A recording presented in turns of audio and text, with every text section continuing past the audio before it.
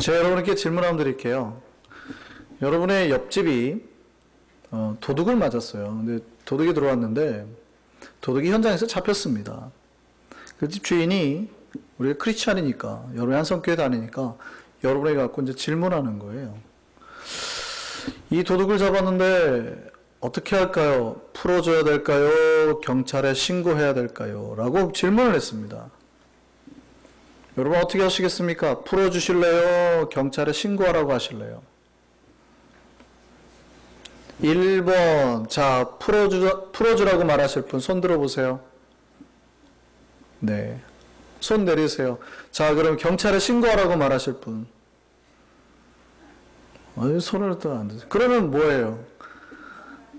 예, 경찰에 신고는 하되, 그를 위해서 기도하자?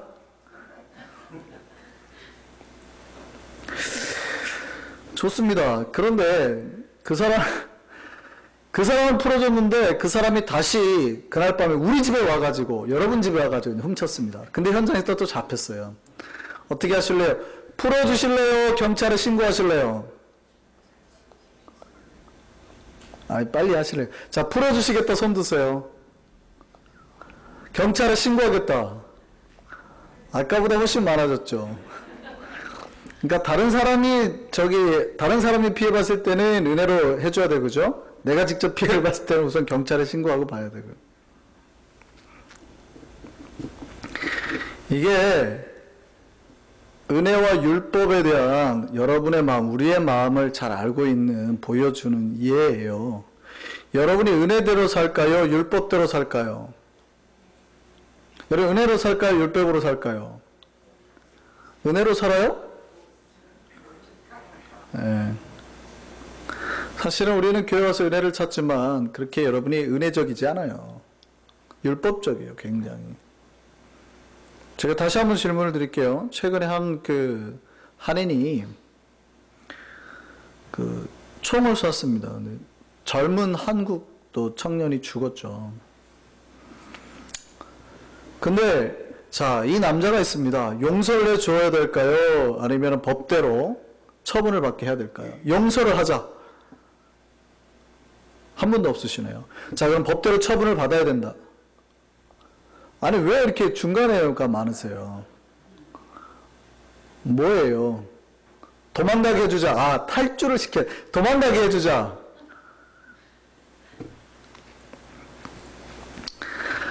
우리는 은혜를 굉장히 사모합니다. 교회 와서 은혜를 사모하고, 우리가 은혜를 받아야 되는, 목사님 진짜 은혜 없다고. 왜 우리를 우리가 죄를 범해도 나쁜 짓을 해도 다 용서해줘야지. 말은 하면서 그럼 여러분이 은혜로 살아요? 어쩌면 여러분이 그 사람을 용서해주자라고 말할 수 있을지는 모르지만, 만약에 죽은 사람이 우리의 아들이라면, 여러분의 아들이라면 용서할 수 있어요, 없어요, 그 사람? 그러니까 우리가 은혜대로 사는 게 아니에요. 율법대로 사는 거지. 여러분이 은혜대로 살아요? 율법대로 살아요? 우리가 사실은 하나님의 은혜를 사모하고 살지만 진짜로 우리의 마음속에 꽉 차 있는 건 율법이에요. 이제 여기서 질문 드릴게요. 우리가 은혜대로 살아야 될까요? 율법대로, 법을 지키며 말씀대로 살아야 될까요? 은혜대로 산다는 얘기는 죄를 지어도 용서를 계속 해줘야 된다는 얘기잖아요. 그게 더 큰 거니까. 근데 율법대로 사는 거는 말씀을 지키면서 사는 거예요. 죄를 범하면 안 된다고 하는 거예요. 여러분 은혜대로 사실래요? 율법대로 말씀대로 사실래요? 헷갈려요. 이게 지금 우리의 마음속에 아직 은혜인지 율법인지 말씀인지 이게 정확하게 우리에게 들어와 있지 못한 거예요.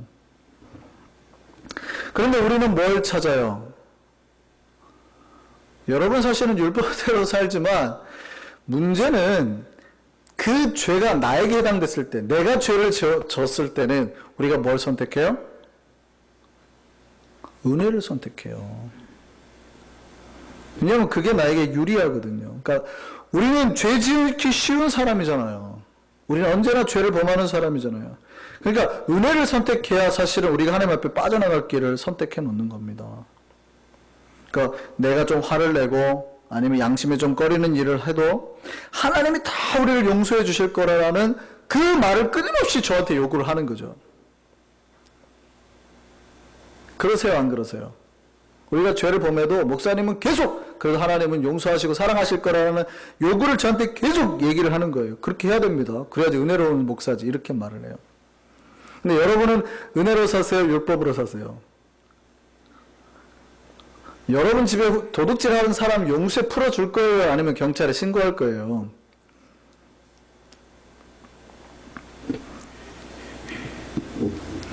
그러니까 우리는 이중적인 잣대를 가지고 살아요. 내가 죄를 범했을 때는 은혜를 갖다 붙이고, 다른 사람이 죄를 범했을 때는 율법을 갖다 붙이고.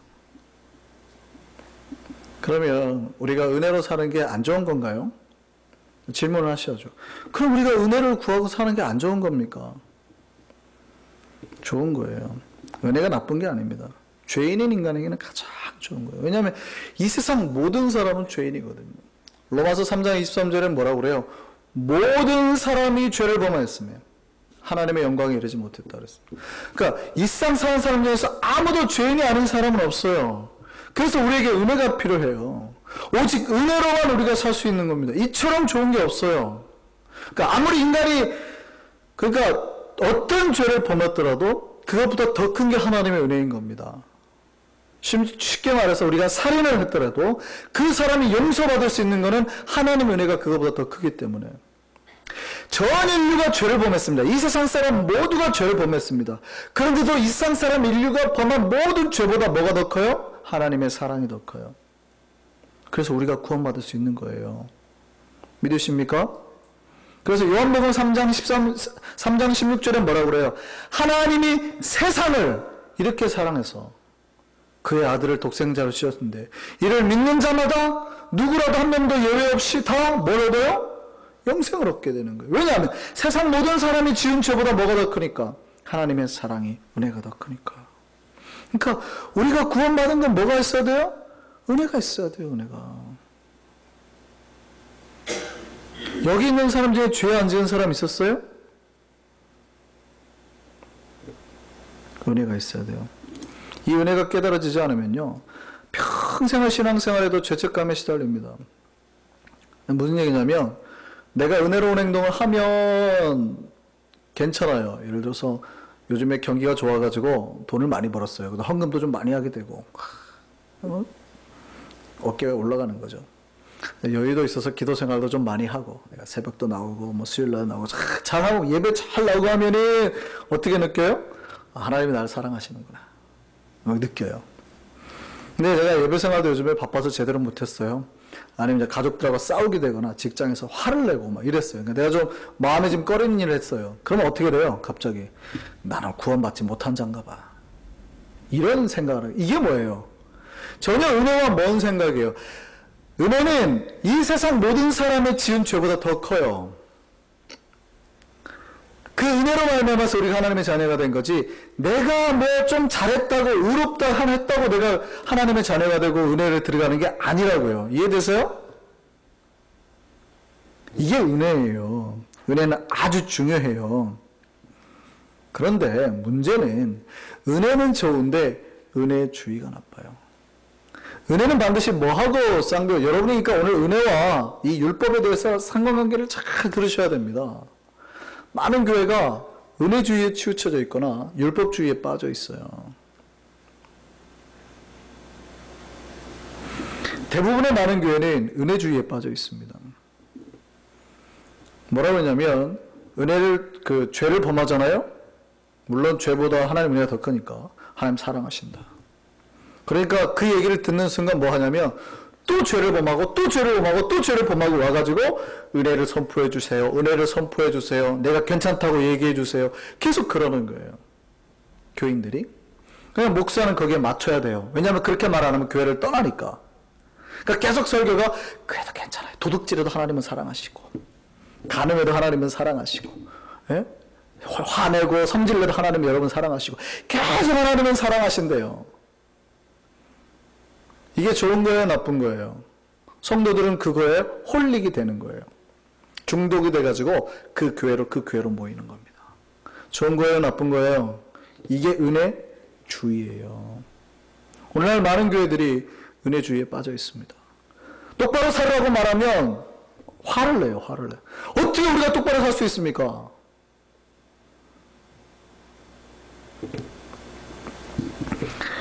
온전한 은혜는요, 반드시 그 다음에 말씀이 따라와야 됩니다.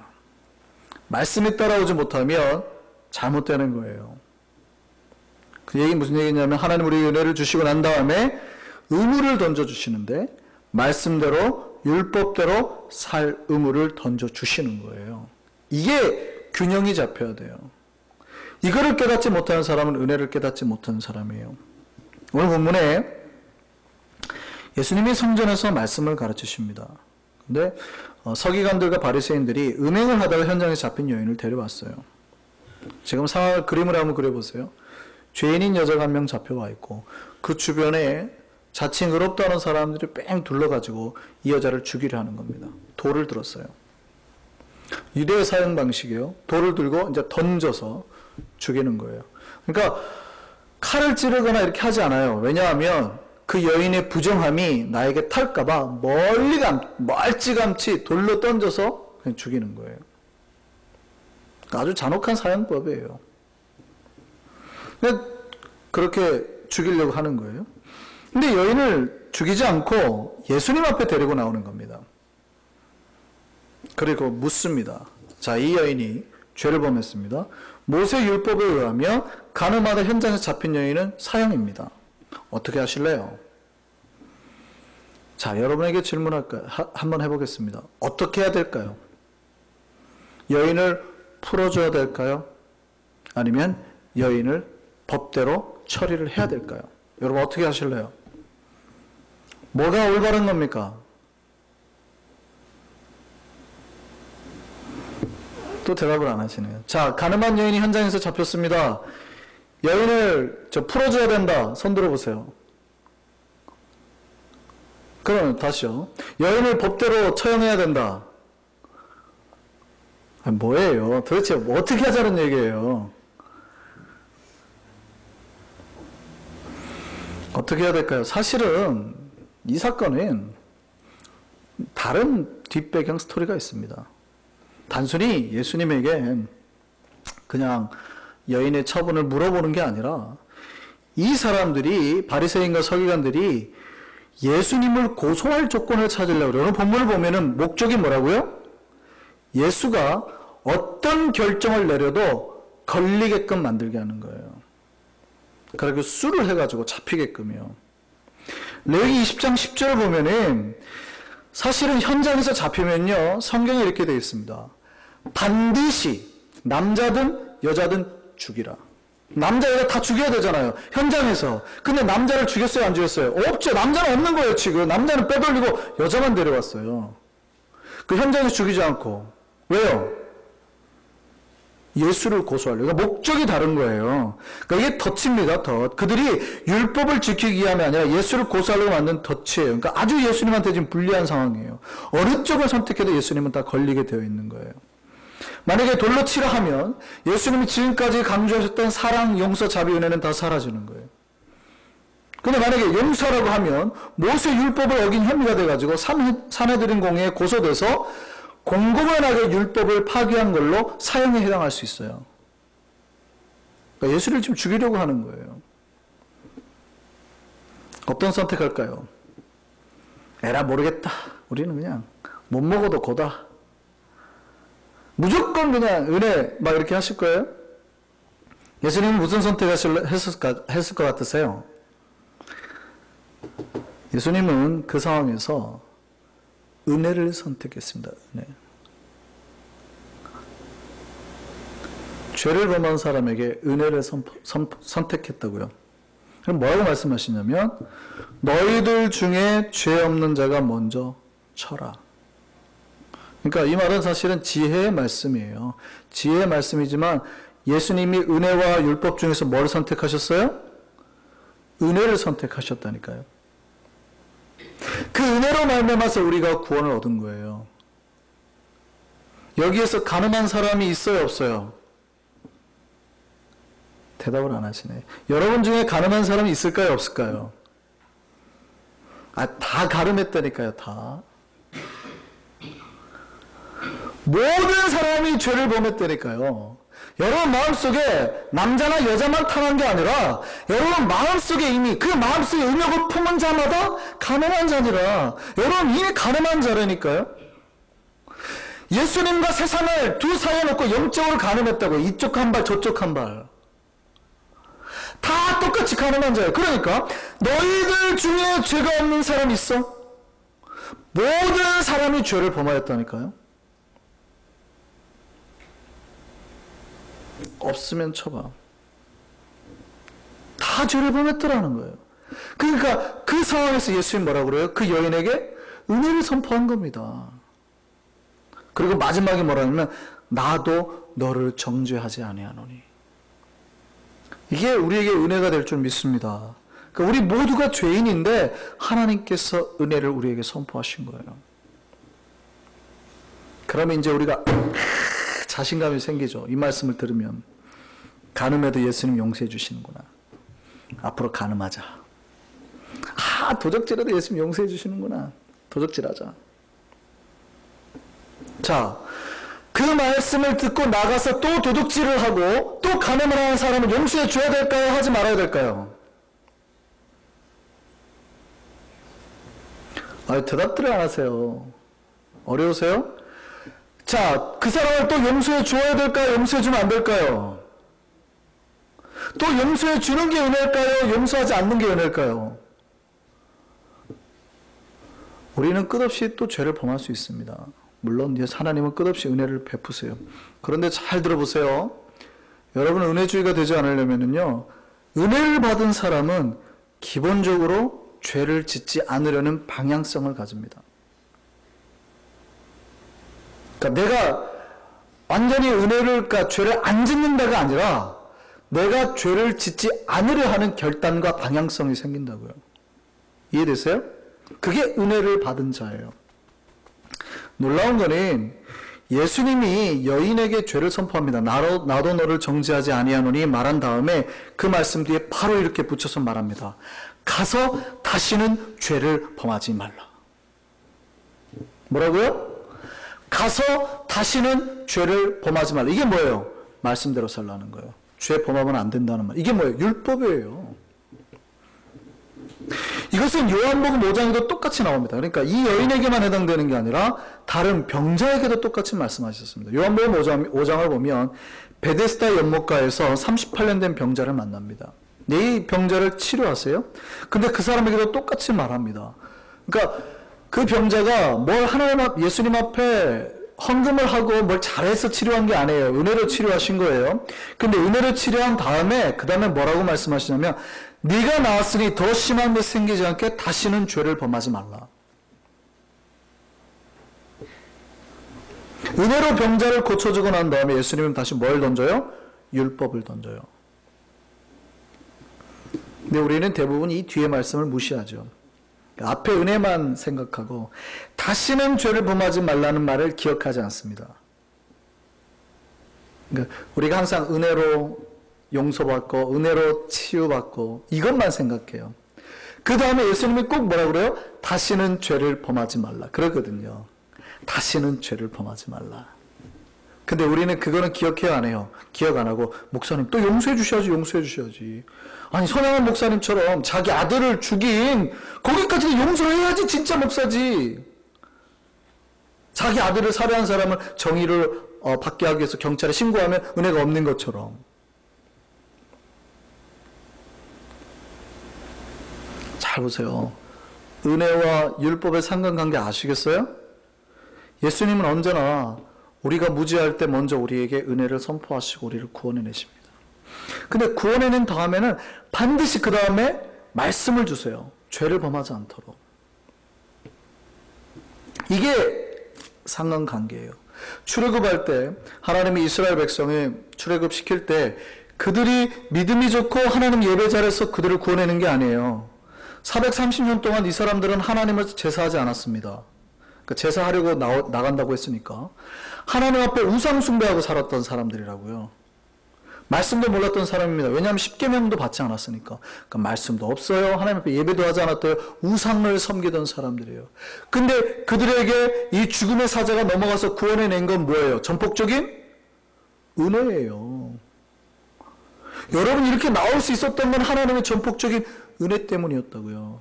그러면 그 전폭적인 은혜 받은 백성들이 우상 숭배하고 살고 여전히 도적질하고 살고 하나님이 그렇게 냅뒀어요? 안 냅뒀어요?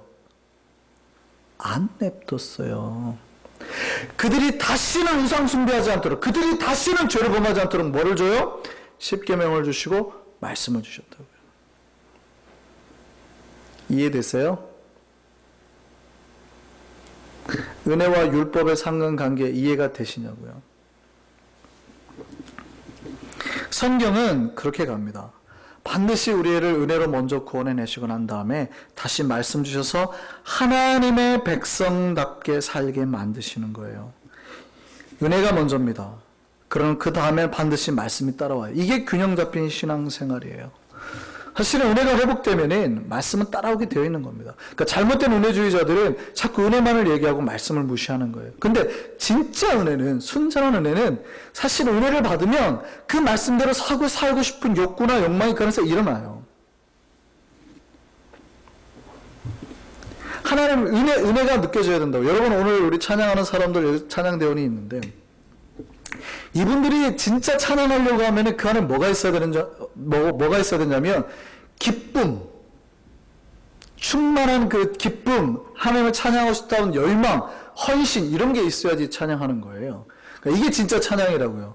그런데 어느 날 찬양대를 하다 보니까 1년 지나고 보니까 마음속에서 그 마음은 싹 사라져요. 그래도 찬양대 빠질 수 있어요, 없어요? 없으니까 그냥 서는 거예요. 물론 한 번 그래가지고 그냥 서는 건 괜찮아요. 근데 이게 1년, 5년, 10년이 되면은 그걸 보고 율법주의라 그러는 거예요. 마음속에 은혜는 없는데 그냥 서야 되는 의무감만 남아있는 거.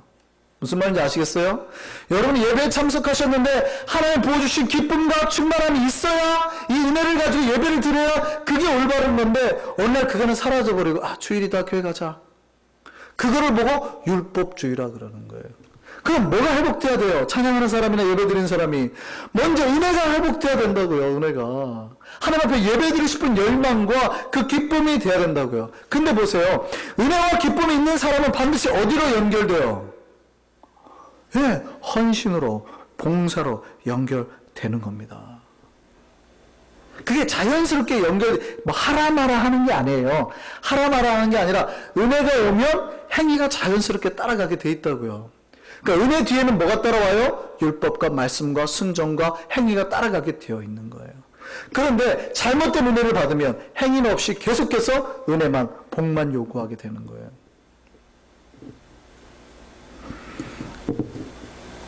제가 여러분에게 예를 들어서 주일날 집사님 봉사하시죠?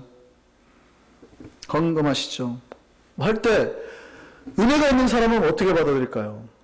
감사합니다, 목사님. 저 같은 걸 사용해 주셔서 이렇게 나온다고요. 그런데요, 전혀 은혜가 없는 사람에게 제가 그런 얘기를 해보세요. 설교 때 그런 얘기를 했다고 해보세요. 저 목사님 봐라. 내가 주일날 4시간 포기하고 교회 나와준 것만으로 감사해야지. 감히 헌금을 바래? 감히 나보고 봉사를 해? 감히 나같이 잘 나가는 학교 교수한테 사장한테 차량 운전을 시켜? 뭐가 없는 사람이에요? 은혜가 없는 사람이에요. 은혜가 없는 사람. 은혜가 있으면 아무 말 안 해도 자연스럽게 하게 되는 거예요. 그러니까 은혜와 율법의 상관관계 아시겠어요? 먼저는 항상 은혜예요. 은혜가 없이 봉사하는 사람은 한두 번은 할 수 있습니다. 자기 이름 때문에. 근데 진심으로 할 수는 없어요. 1년 동안에 진심으로 충성할 수 있어요? 없어요. 불가능해요. 은혜가 와야 되는 거예요. 은혜가 오면 행위들이 따라가게 되어 있는 겁니다.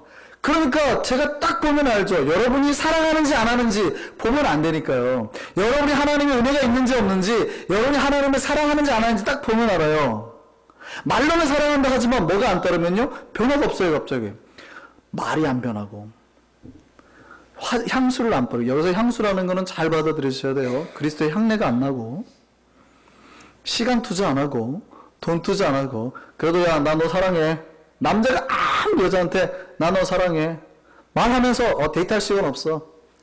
바쁘다. 선물은 무슨 그냥 대충 넘어가자. 이번 생일 때는 무슨. 그냥 만나는데 머리 새집지고 그 여자를 사랑하는 걸까요? 안 하는 걸까요? 단박에 알죠? 단박에 알죠? 목사도 단박에 알아요. 목사가 단박에 압니다. 우리가 하나님 은혜로 사는지 여러분 하나님을 사랑하는지 단박에 압니다. 말을 안 해서 그렇지. 그러니까 제가 뭐를 했을 때 여러분이 기쁨으로 하겠다. 당연히 사랑하는 거예요. 목사님, 저 목사님이 좀 이상하시네. 이거 우리가 교회 나와준 것만으로 기뻐야지 라고 말을 한다면 이상한 거예요. 그럴까요? 안 그럴까요? 자기야, 날 위해서 올 때 책 한 권만 사줘. 기쁨을 해야지. 미쳤어? 내가 누구라고 너 나한테 책 심부름을 시켜? 이러면 사랑하는 거예요? 아니에요?